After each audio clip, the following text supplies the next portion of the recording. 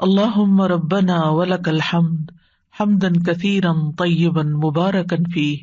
اے اللہ ہمارے رب، تیرے ہی لیے سب تعریف ہے، بہت زیادہ پاکیزہ اور بابرکت تعریف۔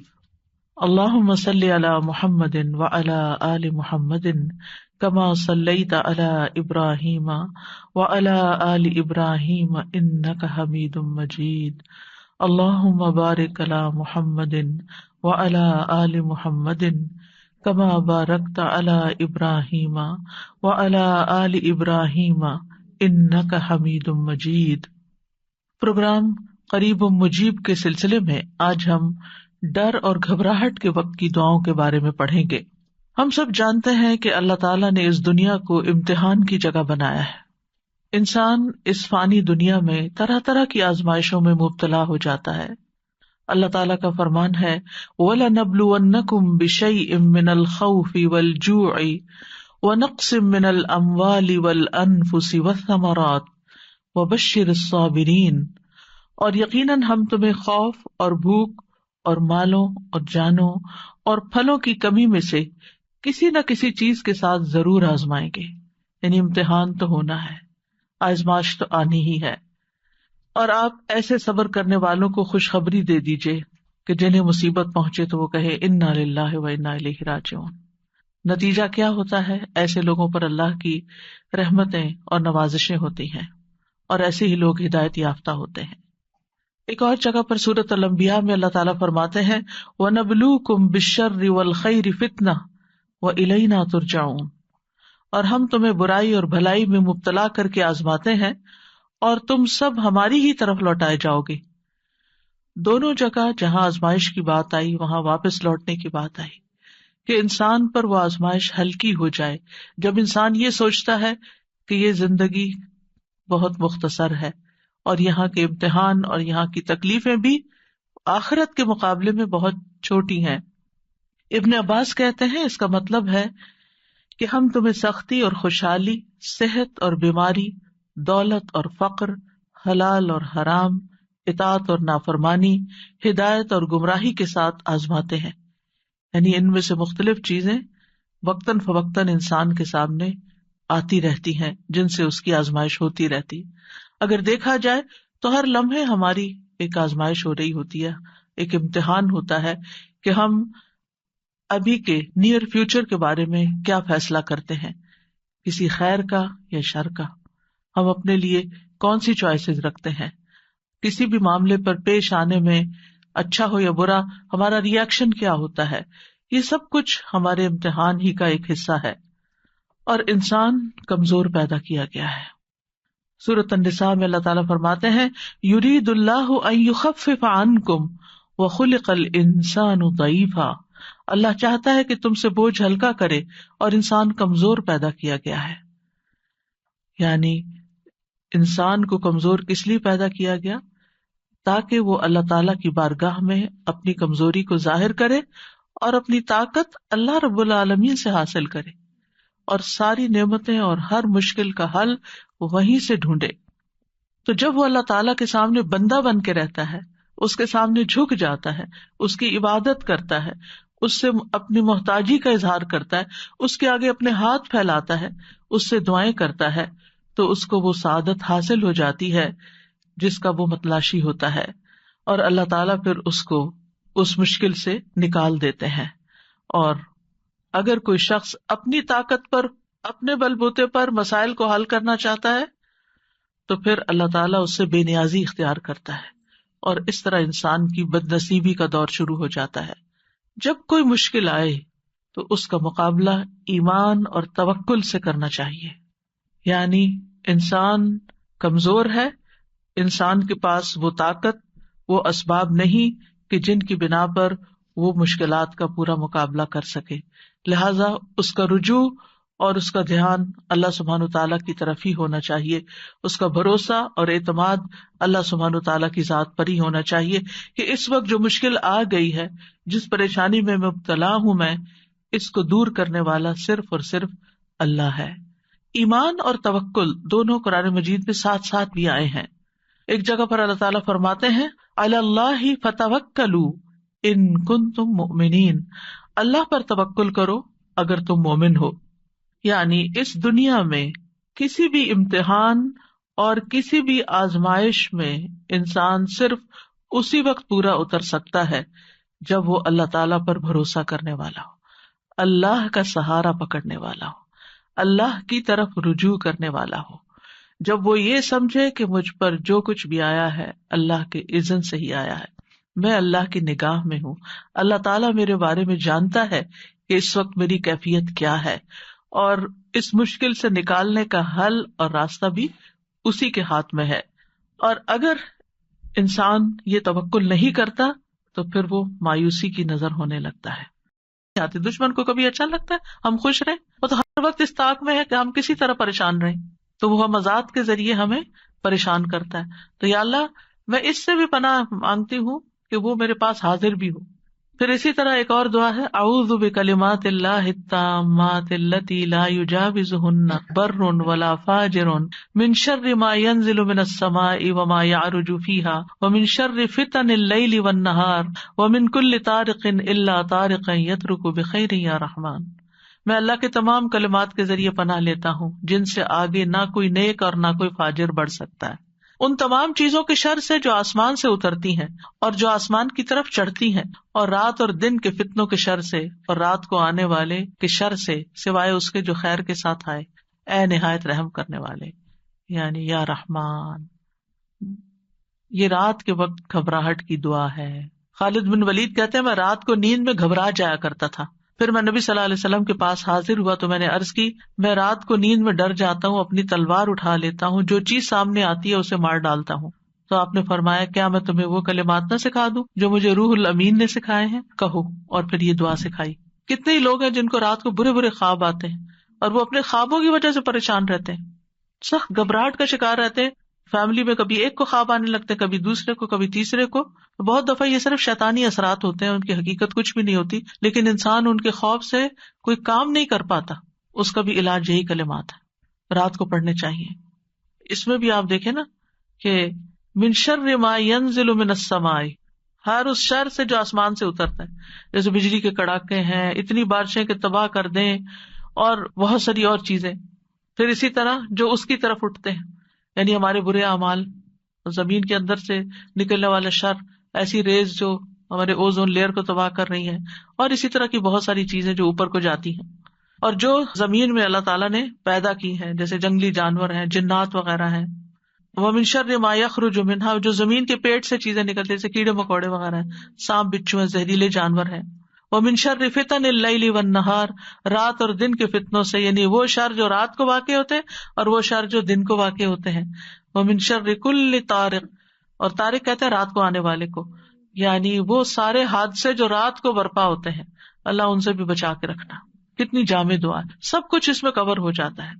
پھر عافیت کی دعا، اللہم انی اسألک العافیۃ فی الدنیا والآخرہ، اللہم انی اسألک العفو والعافیہ فی دینی و دنیای و اہلی و مالی، اللہم استر عوراتی وآمن روعاتی، اللہم احفظنی من بین یدی ومن خلفی وعن یمینی وعن شمالی ومن فوقی واعوذ بعظمتک ان اغتال من تحتی. اے اللہ میں دنیا اور آخرت میں تجھ سے عافیت کا سوال کرتا ہوں. اے اللہ میں تجھ سے اپنی دنیا اور دین، اپنے اہل خانہ اور مال کے متعلق درگزر اور عافیت کا سوال کرتا ہوں. اے اللہ میرے عیبوں پر پردہ ڈال دے اور خوف سے مجھے امن عطا کر دے، خوف سے امن عطا کر دے. اے اللہ آگے پیچھے دائیں بائیں اور اوپر کی جانب سے میری حفاظت کر دے، اور میں تیری عظمت کے ذریعے تیری پناہ میں آتا ہوں کہ مجھے نیچے سے اچک لیا جائے، یعنی زمین میں دھسنے سے مجھے بچا لے. اسی طرح ابن عمر سے روایت ہے کہ رسول اللہ صلی اللہ علیہ وسلم صبح اور شام کی ان دعاؤں میں سے کسی دعا کو ترک نہ کرتے تھے، یعنی صبح کی دعاؤں میں بھی یہ دعا لازم پڑھتے اور شام کی دعاؤں میں بھی یہ پڑھتے تھے. پھر اسی طرح اللہم لک اسلمت وبک آمنت وعلیک توکلت والیک انبت وبک خاصمت، اللہم انی اعوذ بعزتک لا الہ الا انت ان تضلنی انت الحی الذی لا یموت والجن والانس یموتون. اے اللہ میں نے تیری فرما برداری کی، تجھ پر ایمان لایا اور تجھ پر بھروسہ کیا اور تیری طرف رجوع کیا اور تیری ہی مدد سے جہاد کیا۔ اے اللہ میں تیری عزت کے ذریعے پناہ مانگتا ہوں، تیرے سوا کوئی معبود نہیں کہ تو مجھے گمراہ کرے۔ تو زندہ ہے جسے موت نہیں، اور جن و انس سب مر جائیں گے۔ پھر اسی طرح بعض اوقات انسان کو کچھ کمپرومائز کرنے پڑتے ہیں، کسی کے ساتھ صلح کرنی پڑتی ہے، کچھ اپنے حق چھوڑنے پڑتے ہیں۔ بعض اوقات آپ لیٹ گو کر دیتے ہیں اپنا کوئی حصہ کہ اپنے بہن بھائی سے لڑائی ختم کر کے، تو پھر آپ سوچتے میرا کیا ہوگا، تو اللہ پہ توکل ہے، اللہ کافی ہے، اللہ مجھے کہیں اور سے دے گا، میں نے اللہ کی خاطر چھوڑا ہے نا، اللہ اس سے کئی گنا زیادہ لوٹائے گا، کیونکہ اللہ کی خاطر یہ کیا ہے میں نے۔ پھر اسی طرح کوئی بدشگونی ہوتی ہے، کتنی چیزیں ہیں بدشگونی کی جسے لوگ ڈراتے ہیں، کالی بلی سے، پتہ نہیں اور کس کس سے، یہ رستہ کاٹ گئی، وہ فلاں نظر آ گیا۔ ان ساری بدشگونیوں کا مقابلہ بھی جہاں سپرسٹیشنز ہو، جہاں وہم، کیونکہ بعض لوگوں کو وہم ہی کھایا جاتا ہے، ہونا ہمانا کچھ نہیں ہوتا، یہ ان کا صرف خیال ہوتا ہے، یہ نہ ہو جائے، میں گھر سے نکلی ہوں گاڑی لے کر، پتہ نہیں کوئی ایکسیڈنٹ نہ ہو جائے، یہ جہاز پہ بیٹھنے لگی ہوں، پتہ نہیں اس کا کریش ہی نہ ہو جائے، یعنی کوئی نہ کوئی ایسی باتیں انسان کے دل میں شیطان ڈالتا رہتا ہے کہ جس سے وہ انجوائے کرنے کی بجائے اس سچویشن کو صرف خوف زدہ رہتا ہے۔ ایسے تمام توہمات، ایسی تمام خوف زدہ کرنے والی باتیں، ان کے لیے کیا کریں؟ اللہ پہ توکل کریں۔ پھر اسی طرح آخری زمانے کے جو فتنے ہیں، دجال کا آنا ہے، ان سب مواقع پر بھی اللہ پر بھروسہ، اللہ کا دامن تھامے، اللہ کی طرف رجوع کریں۔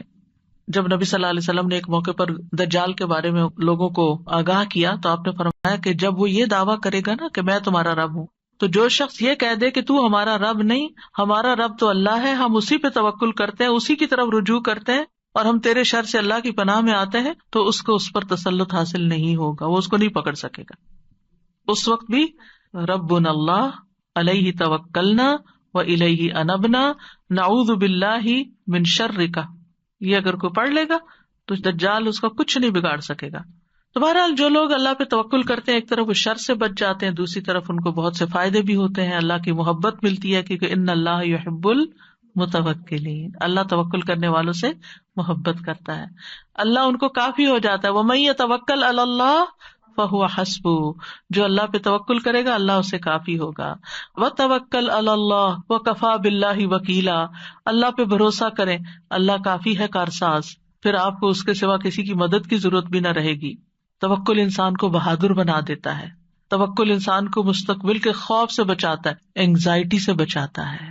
اینگزائٹی میں یہی ہوتا ہے نا کہ پتہ نہیں بھی کیا ہوگا، پتہ نہیں ابھی ہوگا کہ نہیں، پر بے چینی، بے قراری، تو توکل آپ کو اطمینان میں ڈال دیتا ہے، شیطان سے حفاظت ملتی ہے، وہم دور ہو جاتے ہیں، آخرت میں بڑا اجر ہے۔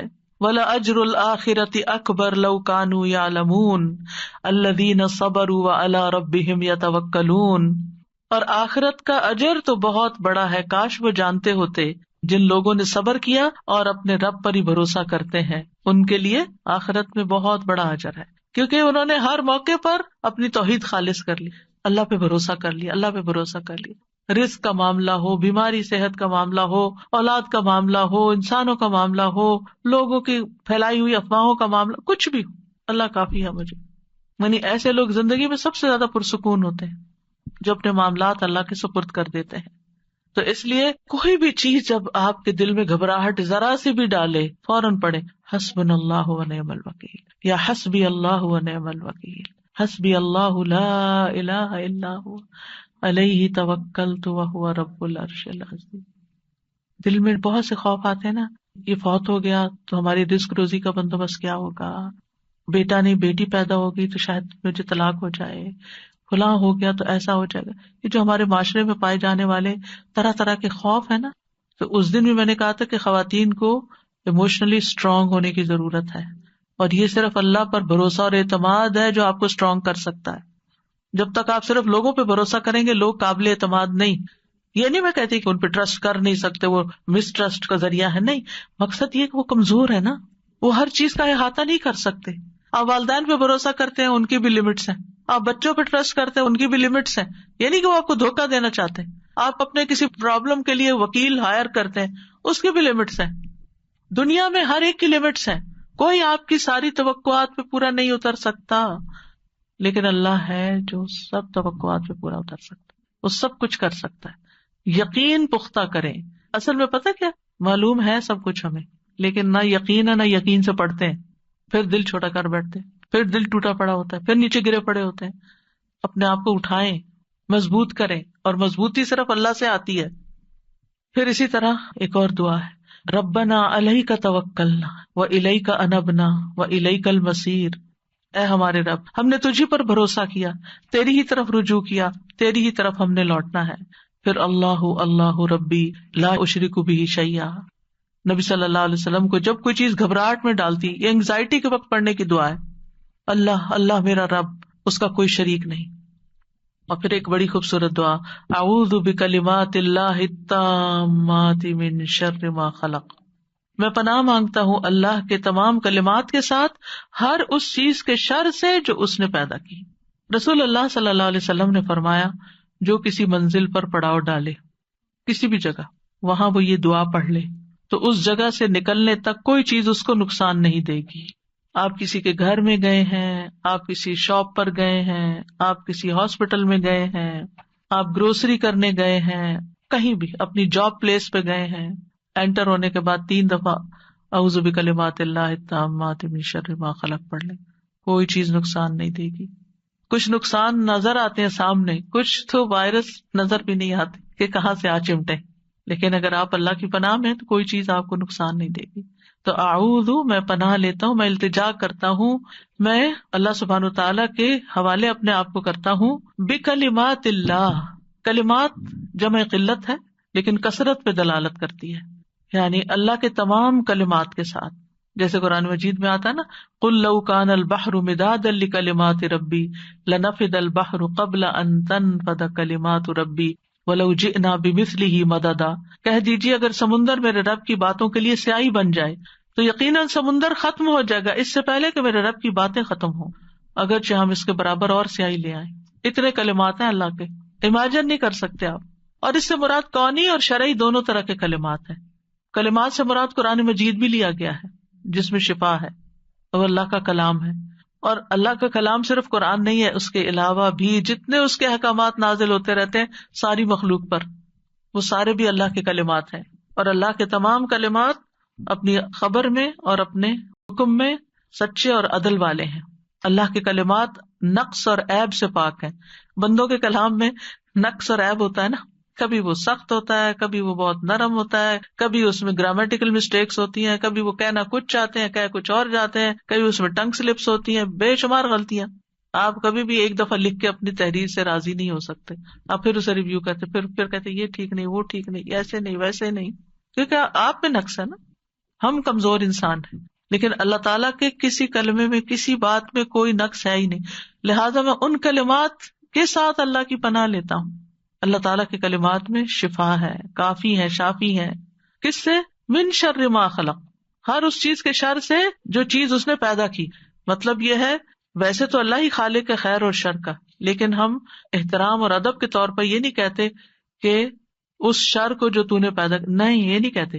ہم کہتے ہیں اس چیز کے شر سے، چیز کا شر جو تو نے پیدا کی، یعنی چیز تو نے پیدا کی اور اس کے اندر خیر اور شر دونوں رکھا، چاہے کوئی انسان ہو چاہے کوئی حیوان ہو، ہر چیز کے اندر خیر اور شر ہوتا ہے. تو اس کا خیر ہمیں عطا کر دینا، اس کے شر سے ہمیں بچا لینا. آپ کوئی بھی چیز کھاتے ہیں، پیتے ہیں، لیتے ہیں، پہنتے ہیں، اوڑھتے ہیں، ہر چیز کے اندر خیر بھی ہے اور شر بھی ہے. آپ انسانوں کے ساتھ ملتے ہیں، جلتے ہیں، ان میں خیر بھی اور ان میں شر بھی. فَأَلْهَمَهَا فُجُورَهَا وَتَقْوَاهَا. تو ہم کیا مانگ رہے ہیں کہ یا اللہ ان کا خیر تو ہمیں پہنچے لیکن ان کا کوئی شر ہمیں نہ چھوئے. کتنی جامع دعا ہے. اب مثلاً ہم ٹریٹمنٹ کرواتے ہیں، ہم کوئی دوا کھاتے ہیں، اس کے سائڈ ایفیکٹس بھی ہوتے ہیں. ہم کوئی سرجری کرواتے ہیں، جہاں ایک طرف فائدہ اور ہوتا ہے وہاں اس کے کئی اور مسئلے کھڑے ہو جاتے ہیں. تو یا اللہ ان ساری چیزوں کے شر سے بھی مجھے بچا لینا، لیکن خیر مجھے دے دینا. جو اس میں فائدہ ہے وہ تو ٹھیک ہے، لیکن جو شر ہے وہ اپنی رحمت سے دور کر دے. تو آپ دیکھیے کہ پھر آپ کو کہاں خوف رہے گا. ہر جگہ تو آپ یہ پڑھ سکتے ہیں. نبی صلی اللہ علیہ وسلم نے گھبراہٹ کے موقع پر ایک اور دعا بھی سکھائی تھی، وہ بھی اسی سے شروع ہوتی ہے، اعوذ بکلمات اللہ التامۃ من غضبہ وشر عبادہ ومن ھمزات الشیاطین وان یحضرون. میں اللہ کے کامل کلمات کی پناہ میں آتا ہوں اس کی ناراضگی سے، اس کے بندوں کی شرارتوں سے، شیطان کے وسوسوں سے، اور اس بات سے کہ وہ میرے پاس آئیں. عمرو بن شعیب اپنے والد سے اور وہ اپنے دادا سے روایت کرتے ہیں کہ رسول اللہ صلی اللہ علیہ وسلم ڈر یا گھبراہٹ کے موقع پر انہیں یہ کلمات سکھایا کرتے تھے. عبداللہ ابن عمر اپنے سمجھدار بچوں کو یہ کلمات سکھا دیتے تھے کہ بچے جب ڈرو یہی کلمات پڑھ لینا، اور جو نہ سمجھ ہوتے تھے چھوٹے ان کے گلے میں لکھ کے لٹکا دیتے تھے. یعنی آپ یہ بھی کر سکتے ہیں کہ کسی بہت اچھے خوبصورت فریم پر لکھ کر آپ ان کو کہیں کاٹ کے سرانے کہیں اور لگا سکتے ہیں. اور اس میں آپ دیکھیے کہ اللہ کے اسماء حسنی بھی آ جاتے ہیں کلمات اللہ میں. ساری کتابوں میں جو اس کے کلمات ہیں، جو آسمانی الہامی کتابیں ہیں، وہ ساری کی ساری اس میں آ جاتی ہیں. اور پھر اس میں آپ دیکھیے کس کس چیز سے پناہ مانگی گئی ہے، من غضب ہی، اللہ کی ناراضگی، اللہ کے غصے سے، پھر وشر عبادی، اس کے بندوں کے شر سے، اور پھر شیاطین کی اکساہٹوں سے، اور اس بات سے کہ شیطان آئے بھی میرے پاس. اور پھر آپ دیکھیے کہ شیطان کے جو حمزات ہوتے ہیں نا، وہ حمزات نہیں جو ہم بولتے ہیں، ہمزات ہے. یہ ہمزات کا مطلب ہے حمزہ کی جمع چوکا مارنا، جیسے وہ تانا ہوتا ہے نا، ہمزہ ویل لکل ہمزۃ لمزہ، شیطان کا بھڑکانا. یعنی کسی نے کوئی چھوٹی سی بات کی اور آپ غصے میں بھڑک اٹھے. کبھی ہوا ایسا آپ کے ساتھ کہ کسی کی چھوٹی سی حرکت پہ آپ فلیئر اپ ہو گئے؟ وہ بات اتنی بڑی نہیں تھی، جتنا ریئیکشن آپ نے شو کیا. تو ہوا کیا تھا؟ شیطان نے کچوکا لگایا تھا، شیطان نے اکسایا تھا.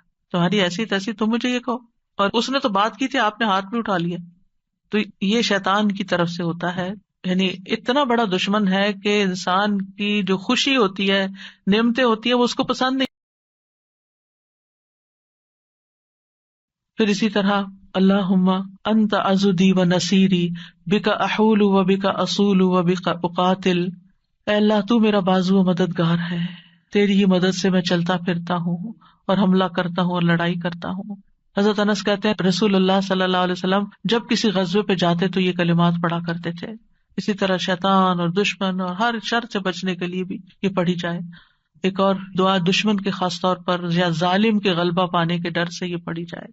اللہ اکبر، اللہ اعز من خلقہ جمیعا، اللہ اعز مما اخاف و احذر، اعوذ باللہ الذی لا الہ الا هو الممسک السماوات السبع ان یقعن علی الارض الا باذنہ من شر عبدک فلان وجنودہ واتباعہ واشیاعہ من الجن والانس، اللہم کن لی جارا من شرہم جل ثناؤک وعز جارک وتبارک اسمک ولا الہ غیرک ربنا تقبل منا انک انت السمیع العلیم وتب علینا انک انت التواب الرحیم وصلی اللہ تعالی علی خیر خلقہ محمد وعلی آلہ واصحابہ واہل بیتہ اجمعین برحمتک یا ارحم الراحمین. الہی آمین.